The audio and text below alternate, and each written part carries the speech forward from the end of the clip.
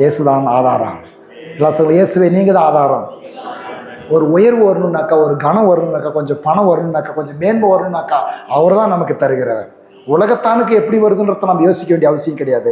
உங்களுக்கு எனக்கு ஒரு கனம் வருதா, ஒரு மேன்மை வருதா, ஒரு பணம் வருதா, எல்லாம் அவரிடத்திலிருந்து, அவர் வார்த்தையின் மூலமாக, மேலான சத்தியத்தின் மூலமாக, வசனத்தை விசுவாசிக்கிறதின் மூலமாக, அந்த வார்த்தையின் உள்ள ஜீவனிலிருந்து புறப்படுகிற நன்மைகள் எனக்கு உண்டாகிறது.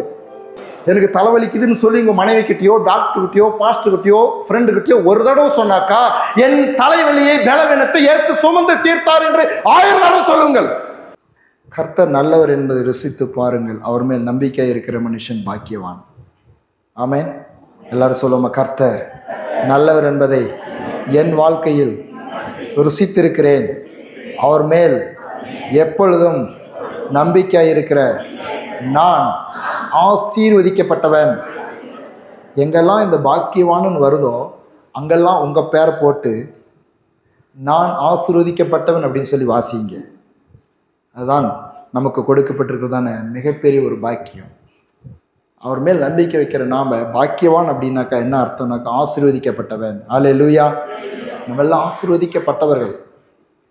ஆசீர்வதிக்கப்பட்டவர்கள் என்றத உணர்வோடு கூட வாழ வேண்டியவர்கள். ஏசாயா 26:3 அதைத்தான் சொல்லுகிறது. உம்மை உறுதியாய் பற்றி கொண்ட மனதையுடையவன் உம்மையே நம்பியிருக்கிறபடியால் நீர் அவனை பூர்ண சமாதானத்துடன் காத்துக்கொள்வீர். சமாதானம் அப்படின்னா என்ன தெரியுமா? ஷாலோம் அப்படின்னு அர்த்தம். ஷாலோம்னா என்ன தெரியுமா? சமாதானம் ஷாலோம் அப்படின்னா என்ன தெரியுமா? ஒன்றும் குறைவில்லை, ஒன்றும் முறிந்து போயில்லை. ஒரு குறையும் இல்லை, ஒன்றும் முறிஞ்சு போயில்தான் ஷாலோம். இதுதான் தேவ பிள்ளைகளுக்கு கொடுக்கப்படுகிற, அவர் மேல் நம்பிக்கை வைக்கிற மக்களுக்கு கொடுக்கப்படுகிற மிகப்பெரிய ஒரு ஆசீர்வாதம். ஆமென். ஹல்லேலூயா. அவர் மேல் உறுதியான அந்த நம்பிக்கை எப்பொழுதும் பூரணமான ஆசீர்வாதத்தை நமக்கு கொண்டு வரக்கூடியதாக இருக்கிறது. இந்த நாம் ஆராதிக்கிறவர் நல்லவராக இருக்கிறார். இயேசுவை நாம் நம்புகிறோம். நம்முடைய வாழ்க்கையில் இந்த நாளில் ஒரு விசேஷமான ஒரு சத்தியத்தை நாம் தியானிக்க போகிறோம். இந்த நல்ல இயேசுவை நாம் நம்பி இருக்கிறோம். நாம் எப்பொழுதுமே ஒரு மேலான சிந்தை உள்ளவர்களாக, மேலான எண்ணம் உள்ளவர்களாக வாழ நாம் அழைக்கப்பட்டு இருக்கிறோம். மேலான எண்ணம், எல்லாம் சொல்லுங்க, மேலான எண்ணம், மேலான சிந்தை. வேதவசனம் சொல்லுகிறது, கிறிஸ்து இயேசுவில் இருந்த சிந்தையே உங்களில் இருக்க கடவுது. கிறிஸ்து இயேசுவில் இருந்த ஒரு சிந்தையே உங்களுக்கு இருக்க கடவுது. ஒரு தடவை ஒரு ஒரு ஒரு ஒரு உதாரணத்தை ஒரு ஊழியக்காரர் இப்படியே சொன்னார். கழுகு இருக்குது இல்லையா, உயர உயர உயர கண்மலை மேல் கூடு கட்டுற அந்த கழுகு உயர உயர மேலே பறக்கிற கழுகு. அந்த கழுகுனுடைய முட்டையை எடுத்துகிட்டு வந்து கோழி இருக்கு இல்லையா, கோழி அந்த அடை காக்கிறதான அதோடு கூட வச்சிருக்காங்க. வச்சிருக்க பிற்பாடு அந்த கோழியோட கூட அந்த முட்டையும் பறித்த பிறகு அந்த குஞ்சுகள், அந்த கழுகுனுடைய குஞ்சுகளும் கோழி குஞ்சுகளோடு கூட ஜீவன் பெற்று நடமாடுதான். ஒரு சில நாள் ஆனதுமே இந்த கோழியினுடைய குஞ்சுகள் எல்லாம் போய் கீழே குமிஞ்சிட்டு எல்லாம் குப்பையை மண்ணை கிழிச்சிட்டு இருக்குது. இந்த கழுகுனுடைய குஞ்சுகள் வளர வளர மேலே பார்க்குதான். மேலேயே பார்த்து ஒரு வயது வந்து பிறகு அது மேலே பறந்து போயிடுச்சு. அது கூடயே பெரிச்சாலும் கூட இது கீழேயே மண்ணை பார்த்துட்டு இருக்குது. இந்த கழுகுனுடைய குஞ்சுகள் மேலே போயிடுது. அப்போ நம்மளை கழுகுக்கு ஒப்பாய் வேதம் நம்மை சித்தரிக்கிறது. கர்த்தருக்கு காத்திருக்கிறவர்களோ புது பலன் அடைந்து. அப்போ நம்முடைய எண்ணங்களும், நம்முடைய யோசனைகளும், நம்முடைய பார்வையும், நம்முடைய சிந்தையும், நம்முடைய பேச்சும் மேலானதாக இருக்க வேண்டும் என்று சொல்லி வேதம் நமக்கு ஆலோசனை சொல்லுகிறது. அதை இந்த நாளில் நாம் பார்க்க போகிறோம். அதுதான் இந்த நாள். நன்றாய் கவனியுங்கள். இது நம்முடைய வாழ்க்கைக்கு மிகப்பெரிய ஒரு நன்மை கொண்டு வருகிறதான ஒரு சத்தியம். கொலேசியருக்கு எழுதின நிருபம் 3வது அதிகாரம் 1-4 வரையிலும் நாம் எடுத்துக்கொள்வோம். அதில் வாசிக்கிறேன், கவனியுங்கள். கொலேசியருக்கு எழுதின நிருபம் 3வது அதிகாரம் 1வது வசனத்திலிருந்து 4வது வசனம் முடிய. நீங்கள் கிறிஸ்துவுடனே கூட எழுந்ததுண்டானால் கிறிஸ்து தேவனுடைய வலது பாரிசத்தில் வீற்றிருக்கும் இடத்தில் உள்ள மேலானவைகளை தேடுங்கள், பூமியில் உள்ளவைகளை அல்ல மேலானவைகளையே நாடுங்கள். ஏனென்றால் நீங்கள் மரித்தீர்கள், உங்கள் ஜீவன் கிறிஸ்துவுடனே தேவனுக்குள் மறைந்து இருக்கிறது. நம்முடைய ஜீவனாகி கிறிஸ்து வெளிப்படும் பொழுது நீங்களும் அவருடனே கூட மகிமையில் வெளிப்படுவீர்கள். அதாவது மேலானவைகளை நாடுங்கள், பூமியில் உள்ளவைகளை அல்ல. அப்போ மேலானதை, நம்மளுடைய வாழ்க்கையில் மேலானதை நாடும்படியாக, இது கன்னடத்தில் இது கொஞ்சம் வித்தியாசமாக இருக்கும், புரிஞ்சு கொள்கிற மாதிரி. கன்னட பைபிள் இருந்தால் அதை வாசிக்கிறீங்களா யாராவது? இந்த முதல் வசனம் 2வது வசனம்னு நினைக்கிறேன். யார்கிட்ட இருக்குது கன்னட பைபிள்?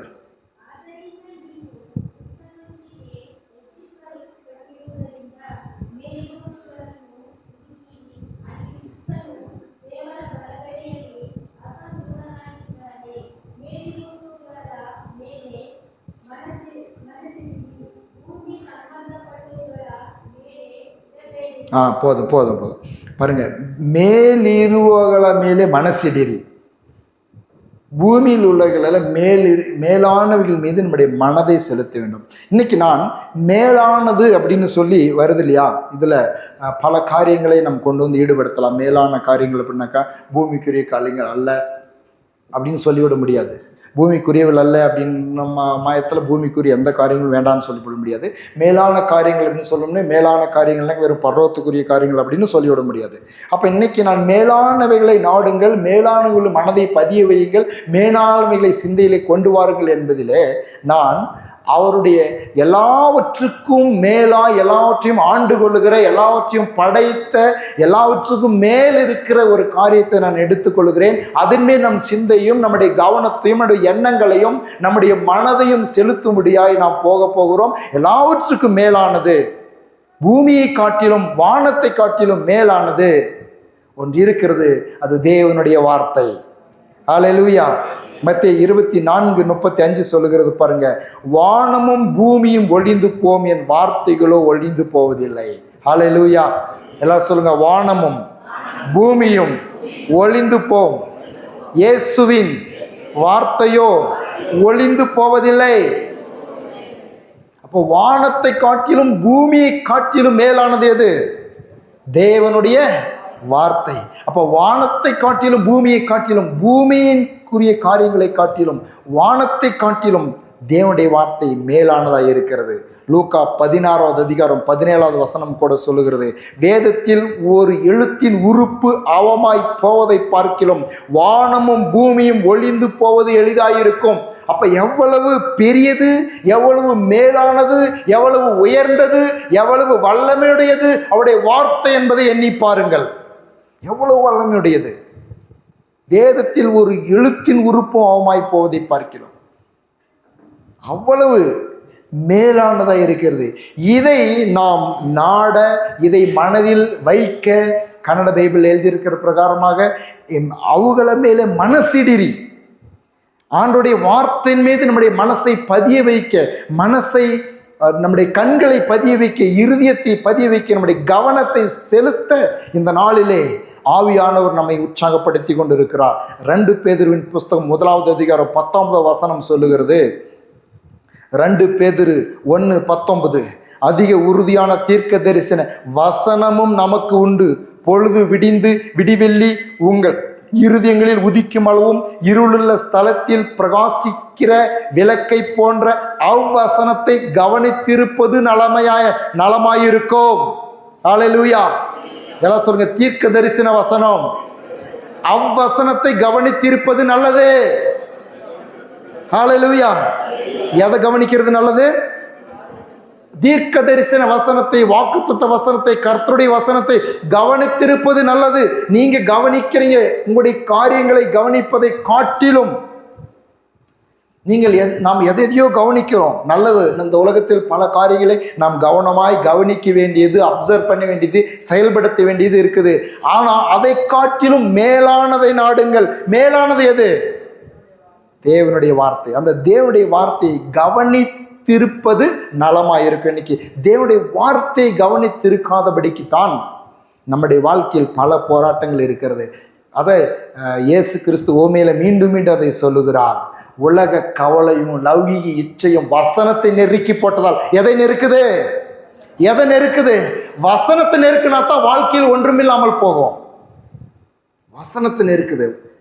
இப்ப நம்முடைய வாழ்க்கையில நம்மளுக்கு சரீர பலவீனம் உண்டாகுது. சரீர பலவீனம் உண்டாகும் பொழுது நம்மை தாங்கும்படியாக ஏதோ ஒன்று கொண்டு வந்து கொடுக்குறாங்க.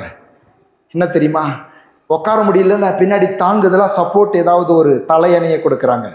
நடக்க முடியல அப்படின்னு சொன்னாக்கா நடக்கிறதுக்கு உடனடியாக ஏதாவது வாக் ஸ்டிக்கர் கொண்டாந்து கொடுக்குறாங்க.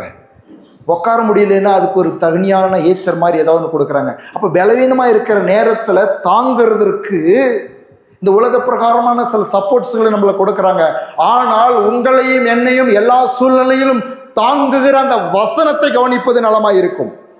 வசனத்தை நாம் கவனிக்கும் பொழுது இந்த வார்த்தை அண்ட சராசரங்களையும் தாங்கி கொண்டிருக்கிறது. வானத்தையும் பூமியும் உண்டாக்கின வார்த்தை. சங்கீதம் 93 அதில் 1 நான் வாசிக்கிறேன் பாருங்க. ஒரு சில வசனங்களை 1 ஒரு 5 வசனங்களை நான் வாசிக்கிறேன். கர்த்தர் ராஜரீகம் பண்ணுகிறார், மகத்துவத்தை அணிந்து கொண்டிருக்கிறார். கர்த்தர் பராக்கிரமத்தை அணிந்து அவர் அதை கச்சாக கட்டி கொண்டிருக்கிறார். ஆதலால் பூச்சக்கரம் அசையாதபடி நிலை பெற்றிருக்கிறது. உமது சிங்காசனம் பூர்வ முதல் உறுதியாய் இருக்கிறது. நீர் அனாதியாய் இருக்கிறீர். கர்த்தாவே, நதிகள் எழும்பின, நதிகள் இறைச்சலிட்டு எழும்பின, நதிகள் அலைத்திரண்டு எழும்பின. திரளான தண்ணீர்களின் இறைச்சலை பார்க்கிலும் சமுத்திரத்தின் வலிமையான அலைகளை பார்க்கிலும் கர்த்தர் உன்னதத்திலே வல்லமையுடையவர். உமது சாட்சிகள் மிகவும் உண்மையுள்ளவைகள். கர்த்தாவே, பரிசுத்தமானது நித்திய நாளாய் உமது ஆலயத்தின் அலங்காரமாய் இருக்கிறது. எல்லாரும் சொல்லுங்க. உமது சிங்காசனம் பூர்வ முதல் உறுதியானது, பூச்சக்கரம் அசையாதபடி நிலை பெற்றிருக்கிறது. வசனம் என்ன சொல்லு தெரியுமா? வார்த்தையால் தாங்குகிறார். எல்லாம் சொல்லுங்க, வார்த்தையால் தாங்குகிறார். அப்ப எவ்வளவு மேலானதா இருக்கும் பாருங்க. அதை நாம் எவ்வளவு நாடணும். ஒரு நான் இந்த வசனங்களை தியானிக்கிறது, வசனங்களை விசுவாசிக்கிற விஷயத்தில் எனக்கு ஒரு ஆவல் உண்டானது. எப்படி அப்படின்னாக்கா, காலையில் ஒரு 10 மணி 11 மணி வரலும் ஆட்டு மந்தையை திறந்து விடாத அடைச்சி வச்சு பாருங்க.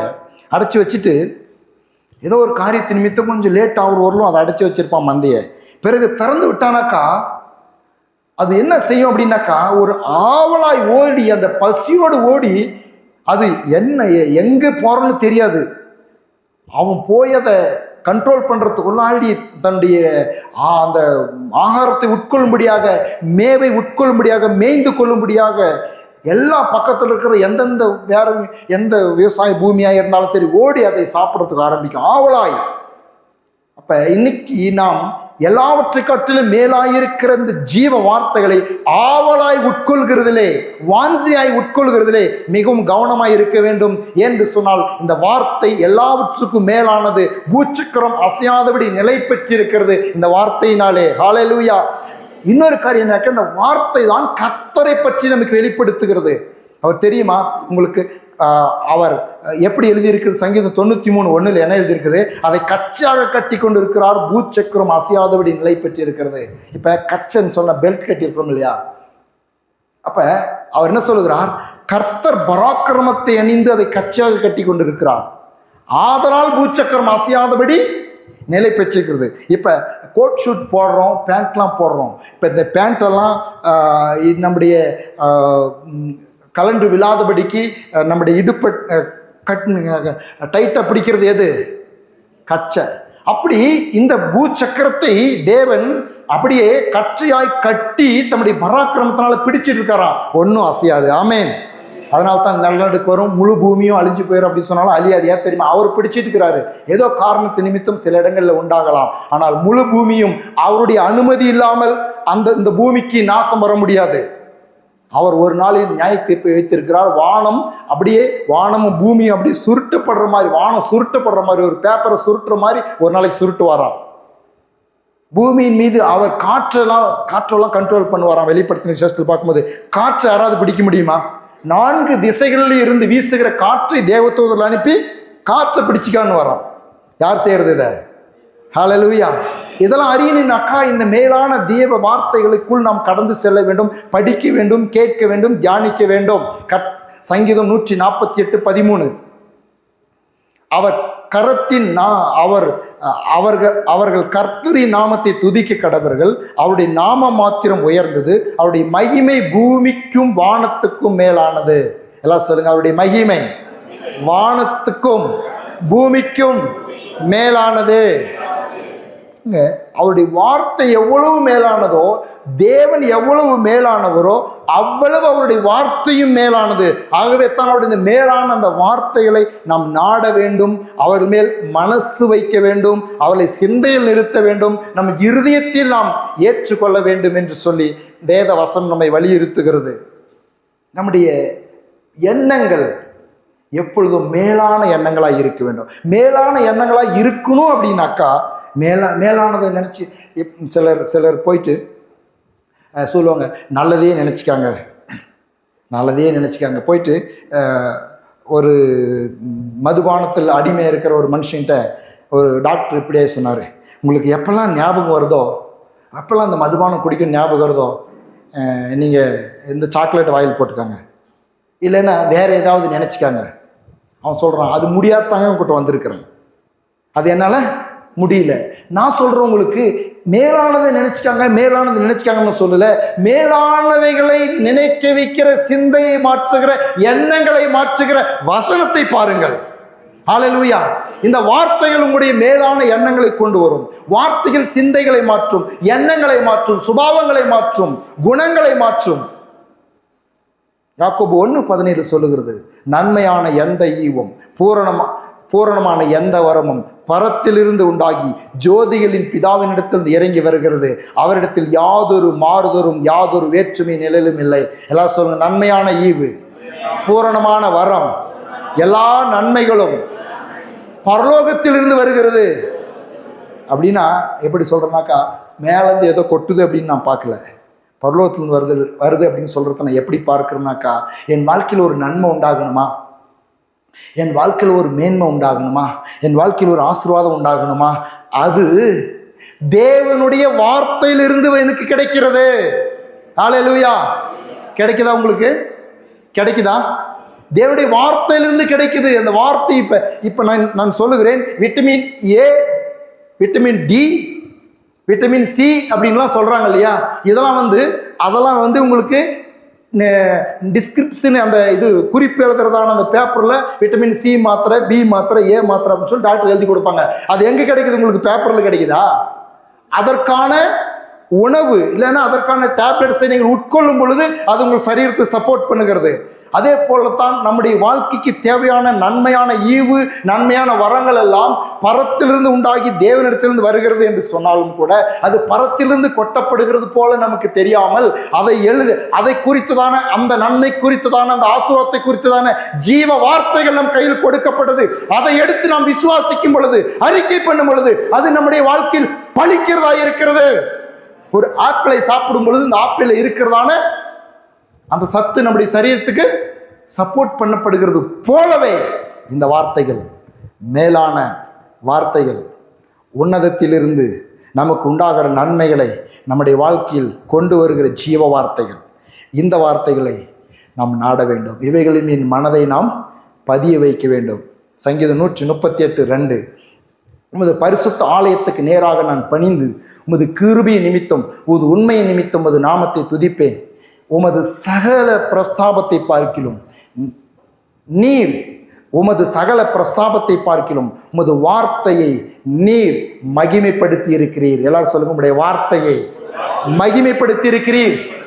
அப்படின்னா என்ன? அந்த வார்த்தையை ஒரு கனமா வச்சிருக்கிறார் ஆண்டவர். அவருடைய வார்த்தையே வானமும் பூமி ஒளிந்து போனாலும் வார்த்தை ஒளியாது. ஆவியாயும் ஜீவனாயும் இருக்கிற அந்த வார்த்தையை மகிமைப்படுத்தி வச்சிருக்கிறாரு. அப்ப வார்த்தையும் இயேசுவையும் பிரிக்க முடியாது. அப்ப இயேசுவை நான் ஏற்றுக்கொண்டிருக்கிறேன் என்று சொன்னால் அவருடைய வார்த்தையும் ஏற்றுக்கொள்ள வேண்டும். அவருடைய வார்த்தையை விசுவாசிக்க வேண்டும். நம்முடைய வார்த்தையை மகிமைப்படுத்தி இருக்கிறார். அந்த மகிமைப்படுத்தின அந்த வார்த்தை என்னுடைய வாழ்க்கையில் பிரவேசிக்கும் பொழுது என் வாழ்க்கையை இது மாற்றுகிறதா இருக்கிறது. ஹல்லேலூயா. வார்த்தை இருக்கிற இடத்தில் வாழ்க்கையில் மாற்றங்களை உண்டாகும். அதே நிலையில் இருக்க முடியாது. அதே நிலையில் ஒரு சூழ்நிலை இருக்கவே முடியாது என்று சொன்னால் வார்த்தை வல்லமையுடையதாக இருக்கிறது, வார்த்தை மகிமைப்படுத்தப்பட்டதாக இருக்கிறது, வார்த்தை ஜீவனுள்ளதாக இருக்கிறது, வார்த்தை வானத்தையும் பூமியையும் காட்டிலும் மேலானதாக இருக்கிறது. ஜீவனுள்ள தேவனுடைய வார்த்தைகள். ஹல்லேலூயா. இந்த வார்த்தைகளை யோவான் எழுதின சுவிசேஷம் 1வது அதிகாரம் 1-4 வசனங்களை வாசித்து பாருங்க.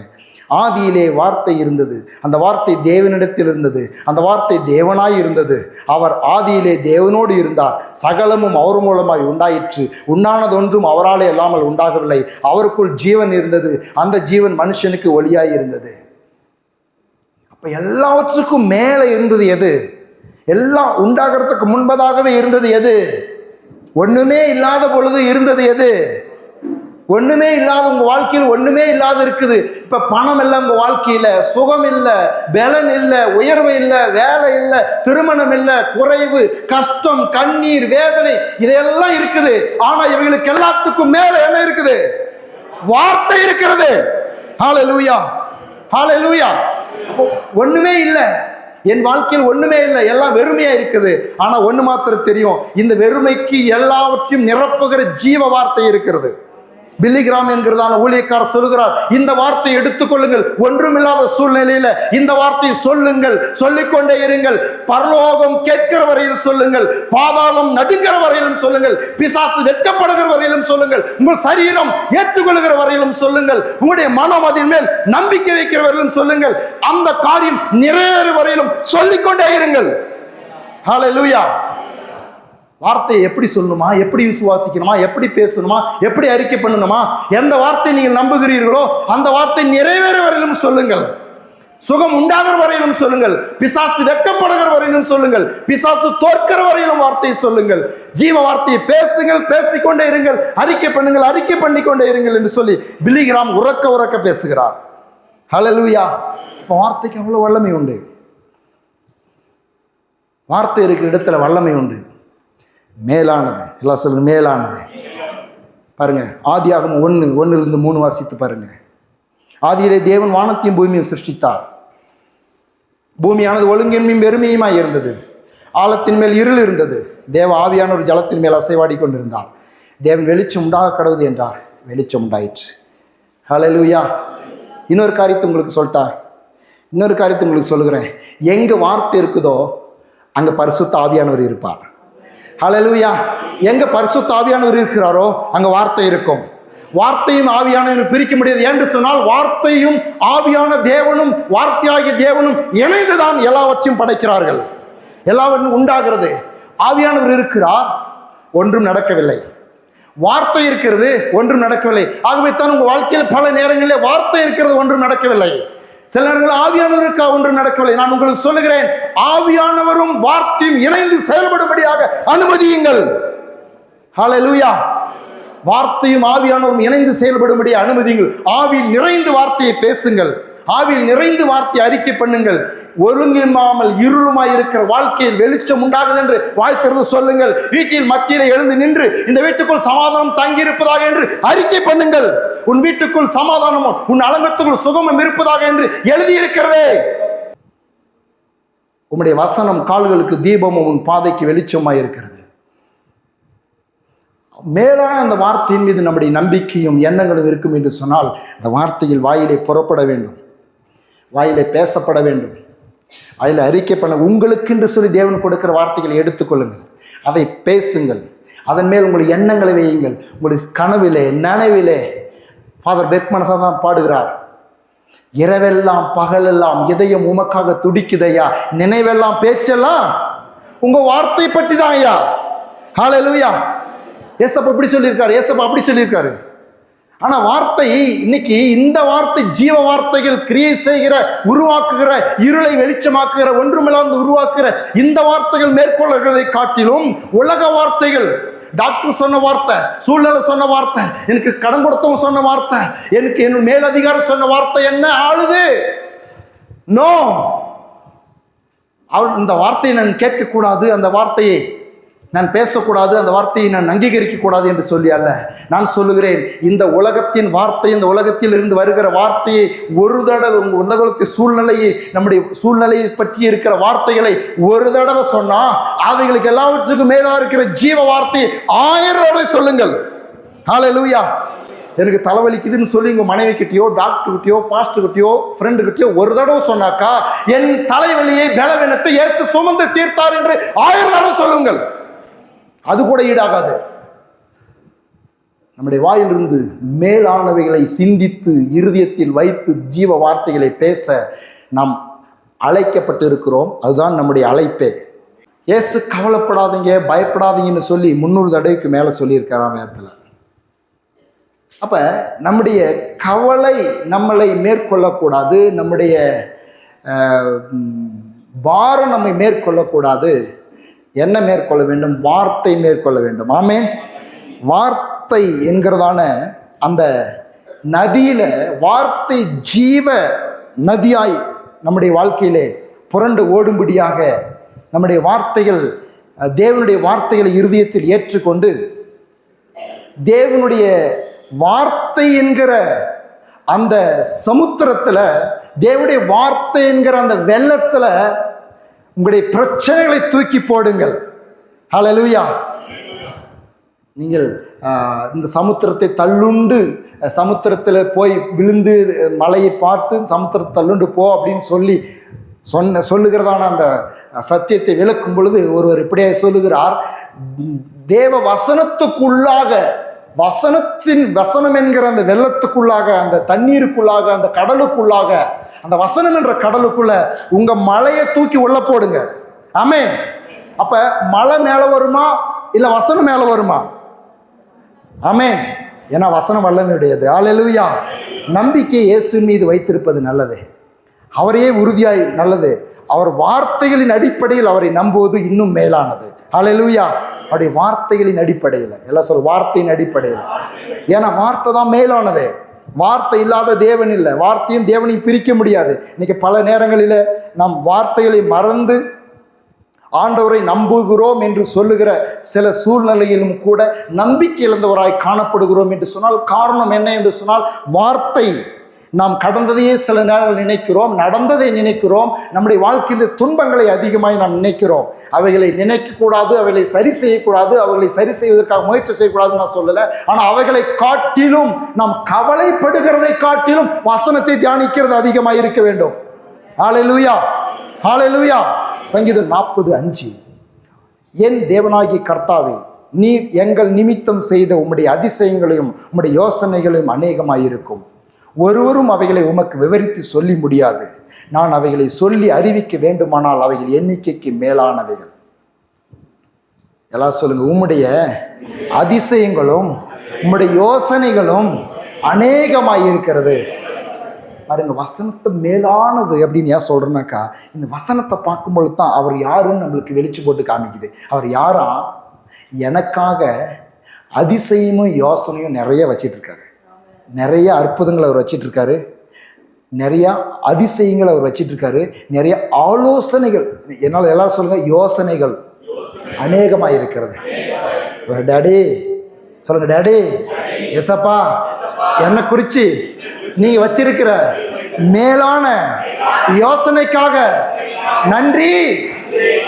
இந்த வசனத்தை பார்க்கும் பொழுது, படிக்கும் பொழுது, தியானிக்கும் பொழுது தானே அவரை குறித்தே ஒரு நல்ல அபிப்பிராயம் உண்டாகும். என்னை குறித்து நல்ல யோசனை வச்சிருக்கிறாரு, என் எதிர்காலத்துக்கு நல்ல யோசனைகளை வச்சிருக்கிறாரு. உன்னை குறித்து நினைத்திருக்கிற நினைவுகளை நான் அறிவேன், அது தீமைக்கல்ல நன்மைக்கான நினைவுகளே. உங்கள் நினைவுகளை காட்டிலும் என் நினைவுகள் வானமுக்கும் பூமிக்கும் எவ்வளோ உயரும்போது அப்படிக்குதான். நீங்கள் நினச்சிருக்கிறீங்களே உங்கள் எதிர்காலத்தை பற்றி, உங்கள் லைஃப்பை பற்றி, உங்கள் ஃபேமிலி லைஃப்பை பற்றி, உங்களுடைய டியூட்டி பற்றி, உங்களுடைய ஜாபை பற்றி, உங்களுடைய போகிற ஃபைனான்ஷியல் காரியங்களை பற்றி, உங்களை குடும்பத்தை பற்றி நீங்கள் நினைக்கிறீங்களே, நீங்கள் நினைக்கிறதுக்கு காட்டிலும் 1000 மடங்கு நல்லதையே நினைக்கிறார் இயேசு. ஹல்லேலூயா. அது எங்கே வெளிப்படுது? அவர் மேல் விசுவாசம் உறுதியாக்கப்படுது, அவர் மேல் நம்பிக்கை எங்கே விடுது? எப்பொழுது அதை நான் உட்கொள்கிறேன், எப்பொழுது நான் எடுத்துக்கொள்ள முடிகிறது, எப்பொழுது அதை நான் சுதந்திரித்துக் கொள்ள முடிகிறது? அவருடைய வார்த்தையின் வெளிச்சத்தில் தான் நான் அதை பார்க்க முடிகிறது.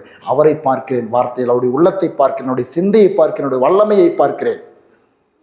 சங்கீதம் ஆதியாகமம் 14வது அதிகாரம் 16வது வசனத்தில் ஆபிரகாமை குறித்து ஒரு வசனம் எழுதப்பட்டிருக்குது. பாருங்க, எல்லா வசனங்களையும் எனக்கு வாசிக்கிறதுக்கு நேரம் இல்லை. நான் அந்த வாழ்த்தின பொழுது அந்த ஆதியாகமம் 14வது அதிகாரம் 16லேருந்து நீங்கள் கிட்டத்தட்ட ஒரு 23 வரல நீங்கள் எடுத்துக்காங்க. அவன் கடைசியாக சொன்ன அந்த வார்த்தையை மாத்திரம் நான் வாசிக்கிறேன். அப்பொழுது அந்த ராஜா சொல்கிறான், சோதோமின் ராஜா, எப்பா இந்தாப்பா இந்த நன்மைகளை எடுத்துக்கா அப்படின்னு சொல்லி அந்த யுத்தத்தில் கொண்டுட்டு வந்ததான இந்த பொருட்களை எடுத்துக்கா, ஜனங்களை எனக்கு கொடுத்துரு அப்படின்னு சொல்லும்பொழுது அவன் சொல்லுகிறான், ஆபிரகாம் சோதோமின் ராஜாவை பார்த்து, ஆபிரகாமை ஐஸ்வர்யவானாக்கினேன் என்று நீ சொல்லாதபடிக்கு நான் ஒரு சரட்டை ஆகிலும் பாதரட்சியின் வாரை ஆகிலும் உமக்கு உண்டானவைகளில் யாதொன்றைகளும் எடுத்துக்கொள்ளேன் என்று வானத்தையும் பூமியும் உடையவராகிய உன்னதமான தேவனாகிய கர்த்தருக்கு நேராக என் கைகளை உயர்த்துகிறேன். அல்லேலூயா. கை எங்க உயர்த்துறான்? அல்லேலூயா. நீங்க தனி அறையில் போய் கைகளை உயர்த்தி பாருங்க. கர்த்தருக்கு நேராக கைகளை உயர்த்துங்கள். அல்லேலூயா. நீங்க ஆராதிக்கும் பொழுது கைகளை உயர்த்தி ஆராதிக்கிறீங்க. நான் சொல்றேன், இதெல்லாம் உங்களுக்கு இங்க ஒரு உங்களை மோட்டிவேட் பண்ணுகிறதான ஜீவ வார்த்தைகள், உங்களை உற்சாகப்படுத்துகிறான வார்த்தைகள். யாரும் தெரியாத இடங்கள்ல, யாரும் பார்க்காத இடங்கள்ல இயேசு சொல்றாரு, அந்தரங்கத்தில் பார்க்கிற உன் பிதா. அல்லேலூயா. உங்களுக்கு அந்தரங்கம் என்று உண்டா? அந்தரங்க ஜெபம் என்ற வாலிப பிள்ளைகளே, சிறு பிள்ளைகளே, தாயே தகப்பனே, அந்தரங்கத்தில் ஜெபிக்கிற அனுபவம் உண்டா? சபையாய் சேர்ந்து ஜெபிக்கிறீர்கள், குடும்பமாய் சேர்ந்து ஜெபிக்கிறீர்கள், அந்தரங்கத்தில் தேவனோடு தனிப்பட்ட விதத்தில் உறவு உண்டா? அதில் மிகப்பெரிய பாக்கியத்தை உங்கள் வாழ்க்கையிலே கொண்டு வரும். அந்தரங்கத்தில் பார்க்கிற பிதா. ஹல்லேலூயா. கைகளை நீங்க ஒருத்தரும் இல்லாத பொழுது நீங்க ஆண்டுடைய சமூகத்தில் கைகளை உயர்த்தி அழுங்க. என்ன அழுணுமோ அழுந்து கொட்டுங்க. வெளியே வந்தா கம்பீரமாயிருங்க. ஹல்லேலூயா. ஆண்டுடைய சமூகத்தில் அழுதுட்டு வந்துருங்க, அவர் மற்றதெல்லாம் பார்த்து கொள்வார். ஹல்லேலூயா. மனுஷன் முன்னாடி போய் அழ வேண்டிய அவசியம் இல்லை. சில நேரங்களில் மனுஷ தயவு நம்மளுக்கு தேவைப்படுது. அதுக்காக எப்பொழுதுமே வாழ்நாள் முழுச்சும் மனுஷ தயவு, மனுஷனுக்கு பயந்து கர்த்தருக்கு பயப்படுறது தான் நல்லது. மனுஷனுக்கு பயப்பட வேண்டிய அவசியம் இல்லை. நம்முடைய மேல அதே கீழ்ப்பிடிக்கிறது வேற, கனம் பண்றது வேற, கௌரவிக்கிறது வேற, பயப்படுறது வேற. மனுஷனுக்கு கண்டா பயம். நோ, மனுஷனுக்கு பயப்பட வேண்டிய அவசியம் இல்லை. இயேசு சொல்லுகிறார், ஆத்துமாவை கொல்ல வல்லவர்களாயிராமல் வெறும் சரீரத்தை மாத்திரம் கொள்ளுகிறவர்கள் பயப்படாதிருங்கள். பயம் வேண்டாம், கீழ்ப்படியலாம், கனம் பண்ணலாம், ரெஸ்பெக்ட் கொடுக்கலாம் அதிகாரிகளுக்கு, மூத்தவர்களுக்கு, சமுதாயத்தில் இருக்கிறவர்களுக்கு. ஆனால் பயம் கர்த்தருக்கு மாத்திரமே. ஹல்லேலூயா. ஏன் என்று சொன்னால் அவர்தான் என்னை உயர்த்துகிறவர். வசனம் சொல்வது 1 சாமுவேல் புஸ்தகம் 2வது அதிகாரம் 8வது வசனம். அவர் சிறியவனை புழுதியிலிருந்து எடுத்து எளியவனை குப்பையிலிருந்து உயர்த்துகிறார். அவர்களை பிரபுக்களோடு உட்காரவும் மகிமையுள்ள சிங்காசனத்தை சுந்தரிக்கவும் பண்ணுகிறார். பூமியின் அஸ்திபாரங்கள் கர்த்தருடையவைகள், அவரே அவைகளின் மேல் பூச்சக்கரத்தை வைத்தார். அப்படி புரிஞ்சு கொள்ளணும், பூமியின் அஸ்திபாரம் கர்த்தருடையதே. அப்படின்னு நான் என்ன சொல்றேன், இந்த பூமியில் இருக்கிற அத்தனை வேலையும் கர்த்தருடையது, அத்தனை பணமும் கர்த்தருடையது, அத்தனை செல்வமும் கர்த்தருடையது. அதை தம்முடைய பிள்ளைகளுக்கு கொடுக்காமல் வேற யாருக்கு கொடுக்க போகிறார் என்ற எண்ணம் வந்துருச்சுனாக்கா, ஹல்லேலூயா, எல்லாமே அவருடையது. பூச்சக்கரத்தின் அஸ்திபாரம், ஃபவுண்டேஷனே அவருது, செல்வம் அவருது, அவனை எல்லாமே அவருடையது. வசனத்துக்குள்ளே போகும்பொழுது தான் அவரை பற்றி நம்மளுக்கு தெரியுது. ஏதோ கர்த்தரை நம்பிட்டுங்க தட்டு மாதிரி பரலோகத்துக்கு போகிறோம். இல்லை, பரலோகத்துக்காக மாத்திரம் நம்மளை அழைச்சிருந்தாருனாக்கா இவ்வளவு போதனைகள் தேவையே இல்லை, இவ்வளவு சபை தேவையே இல்லை, ஊழியக்காரன் தேவையே இல்லை, இவ்வளோ பாடுகள் தேவையே இல்லை. பரலோகத்துக்காகத்தான் என்னை அழைச்சிருக்காருங்க அப்படின்னாக்கா ஒரு 3 நாள் உபவாசம் போட்டு சுத்தமாக பரிசுத்தமாக 4வது நாள் பரலோகத்துக்கு போயிடலாம். உலகத்தில் அவருக்காய் வாழ்ந்து காட்ட வேண்டும். ஹல்லேலூயா. மகிமையாய், சிறப்பாய், செழிப்பாய், மேன்மையாய். பூமியின் அஸ்திபாரம் அவருது. அஸ்திபாரம் உங்களுக்கு தான் டாடி. பூமியில் இருக்கிற எல்லா வேலையும் உங்களுக்கு தான், எல்லா எஜுகேஷனும் உங்களுக்கு தான், எல்லா ஞானமும் உங்களுக்கு தான். நீங்க உங்களுடைய பிள்ளைகளாக இருக்க எனக்கு அதை நீங்க தர முடியும். சாமுவேல் 2 சாமுவேல் 23 அதிகாரத்தில் தாவீது சொல்றான் பாருங்க, என்ன சொல்றான். 2 சாமுவேலின் புஸ்தகம் 23வது அதிகாரம் 1வது வசனம். தாவீதினுடைய கடைசி வார்த்தைகள். மேன்மையாய் உயர்த்தப்பட்டு யாக்கோபுடைய தேவனால் அபிஷேகம் பெற்று இஸ்ரவேலின் சங்கீதங்களை இன்பமாய் பாடின ஈசாயின் குமாரனாகிய தாவீது என்னும் புருஷன் சொல்லுகிறது என்னவென்றால், கர்த்தருடைய ஆவியானவர் என்னை கொண்டு பேசினார், அவருடைய வசனம் என் நாவில் இருந்தது. ஹல்லேலூயா. எங்க போனாலும் இவனுக்குள்ள இத்தனை சங்கீதங்களை எப்படி எழுதணும் அப்படின்னாக்கா பாருங்க, இப்படிதான் முதலாவது நான் சொன்னேன், ஆவியானவரையும் வசனத்தையும் பிரிக்க முடியாதுன்னு சொன்னேன். இந்த தாவீது சொல்றான், ஆவியானவர் என் மேல் இருந்தார், அவருடைய வசனம் என் நாவில். அப்ப ஆவியானவர் இருக்கிற இடத்துல வார்த்தை தான் வரும். ஆவியானவங்களை நிரப்பிந்தாக்கா என்ன வரும்? புலம்பல் வராது. அதாவது உங்களுடைய பிரச்சனைகளை பேசவே வேண்டாம்னு நான் சொல்லலை. நான் தான் முதலாவது சொல்லிட்டு, உங்க பிரச்சனையை ஒரு தடவை சொன்னாக்கா ஆண்டோடைய வார்த்தையை 1000 தடவை சொல்லுங்கள். ஹல்லேலூயா. அதான் நான் சொல்லுகிறேன், ஆவியானவர் என்னை கொண்டு பேசினார், அவருடைய வசனம் என் நாவில் இருந்தது. என்ன இருந்துச்சு நாவில்? பார்த்துருக்கிறீங்களா? அந்த இப்படிப்பட்ட வார்த்தைகள் எல்லாம் நீங்க தியானிச்சு படிக்க பார்க்கறதுக்கு உங்களுக்கு டைம் இருந்ததா? மேற்கோளா தெரிகிற வசனம் நம்மளுக்கு கர்த்தரை நான் எக்காலத்திலும் துதிப்பேன், அவருடைய துதி எப்பொழுதுமே என்னுடைய நாவில் இருக்கும். ஆனா இங்க சொல்ற அவருடைய வசனமே நாவில் இருந்தது. அவருடைய துதி மாத்திரமல்ல, அவருடைய வார்த்தை நாவில் இருந்தது. என்ன இருக்குது? என்ன இருக்குது? எல்லாம் சொல்லுங்க, அவருடைய வார்த்தை என் நாவில் இருக்கோ. எப்பொழுதுமே வியாதியா இருக்கிறீங்க, வியாதியா இருக்கும் பொழுது உங்க வாயில் இருக்கிற, உங்க நாவில் இருக்கிற வார்த்தை என்னது? ஒரு பிரச்சனையை சந்திக்கிறீங்க, அப்போ உங்க வாயில் இருக்கிற வார்த்தை என்னது? ஒரு டென்ஷனை சந்திக்கிறீங்க, உங்க வாயில் இருக்கிற வார்த்தை என்னது?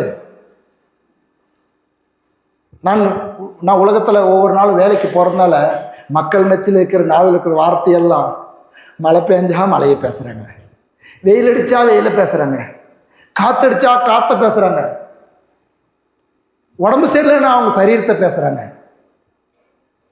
ஒண்ணுமே இல்லைன்னா அரசாங்கத்தை பேசுறாங்க, பஸ் நிச்சு போச்சுன்னா பஸ் பேசுறாங்க. என்ன இருக்குது வாயில? சொல்லுங்க, உலகம். எல்லாம் சொல்ல, உலகம். உலகம் இருந்தால் அப்படிதான் பேசும். ஆனா மேலான வார்த்தைகள் நம் நாவில் இருப்பதாக. ஹல்லேலூயா. எல்லாம் சொல்லுங்க, மேலான வார்த்தைகள், எல்லாவற்றை காட்டிலும் சிருஷ்டிக்கிற வார்த்தை, உருவாக்குற வார்த்தை, உருமாற்றுகிற வார்த்தை, பெருக செய்கிற வார்த்தை, ஜீவ வார்த்தை, வல்லமையுள்ள வார்த்தை. ஹல்லேலூயா. சொல்லிட்டே போலாம். தாவீது சொல்றான், அவருடைய வசனம் என் நாவில் இருந்தது. ஹல்லேலூயா. எத்தனை வசனங்கள் தெரியும்? ஒரு வசனமே வானத்தை பூமி உண்டாக்குறதுக்கு போதும். ஆனா எத்தனை வசனங்களை இன்னைக்கு நம்மளுக்கு கொடுத்து நம்மளை தேவன் கனப்படுத்தி வச்சிருக்கிறார், அவருடைய வார்த்தையை மகிமைப்படுத்தி வச்சிருக்கிறாரு. கீழே சொல்றான் பாருங்க, அவன் நிறைய வார்த்தைகளை சொல்லிட்டு வரான். 1 நாளாகமம் 29:12 நான் வாசிக்கிறேன். 1 நாளாகமம் 29:12 என்ன சொல்கிறான்?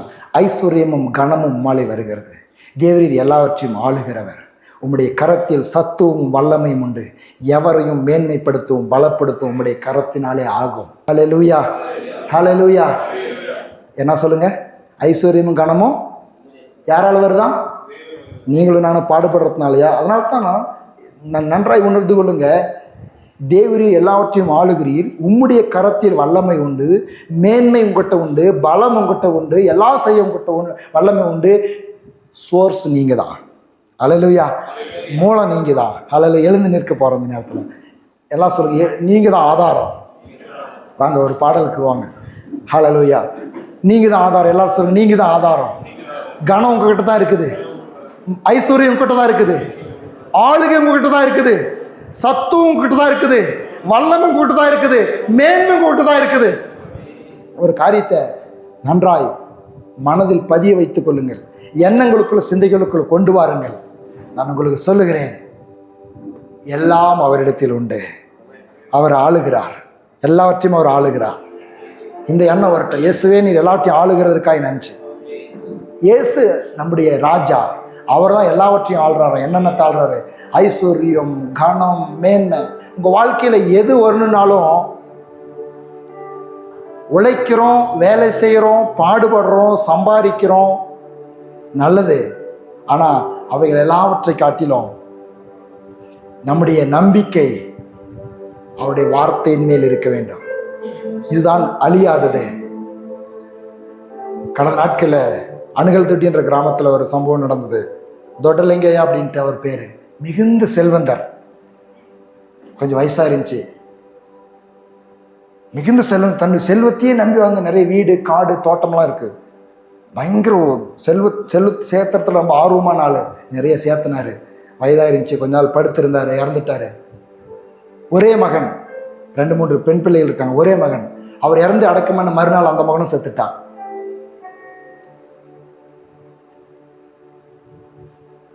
சொத்தல்ல நம்முடைய ஆதாரம் இயேசு. ஹல்லேலூயா.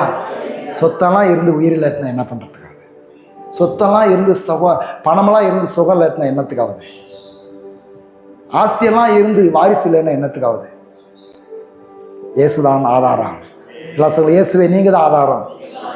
ஒரு உயர்வு வரணும்னாக்கா, ஒரு கனம் வரணும்னாக்கா, கொஞ்சம் பணம் வரணும்னாக்கா, கொஞ்சம் மேன்மை வரணும்னாக்கா அவர் தான் நமக்கு தருகிறவர்.